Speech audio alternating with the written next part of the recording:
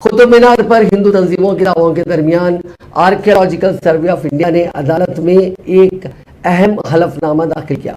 ASI ने हिंदू फरीक की तरफ से कुतुब मीनार में पूजा के मुतालबे के लिए दाखिल की गई दरखास्त की मुखालिफत की। एएसआई ने दिल्ली की साकेत अदालत में दाखिल अपने हलफनामे में कहा कि कुतुब मीनार एक महफूज विरसा है और यहाँ किसी मजहब को इबादत की इजाज़त नहीं दी जा सकती।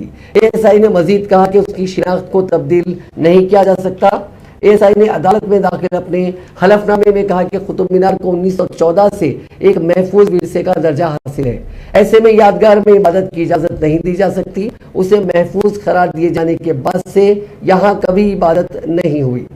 एएसआई ने मजीद कहा कि हिंदू फरीक की दरखास्त से कानूनी तौर पर दुरुस्त नहीं है। एएसआई ने कहा कि पुराने मंदिर को गिराकर कुतुब मीनार कॉम्प्लेक्स की तामीर हुई थी या नहीं, ये तहकीक का मौजू है। हलफनामे के मुताबिक चूंकि कुतुब मीनार को महफूज करार दिया गया है और यहाँ इबादत की इजाज़त नहीं दी जा सकती। आसार खदीमा कानून 1958 के महफूज विरसे के मुताबिक महफूज यादगार में सिर्फ सयाहत की इजाज़त है, किसी मजहब की इबादत की इजाज़त नहीं है। दिल्ली की साकेत कोर्ट ने हिंदू और जैन देवताओं की बहाली और कुतुब मीनार कॉम्प्लेक्स के अंदर पूजा करने के हक के लिए एक पिटीशन दायर की गई। दरखास्त में दावा किया गया कि कुतुब मीनार कॉम्प्लेक्स में हिंदू देवी देवताओं की कई मूर्तियां मौजूद हैं, ऐसे में उन्हें वहां इबादत करने की इजाज़त दी जाए।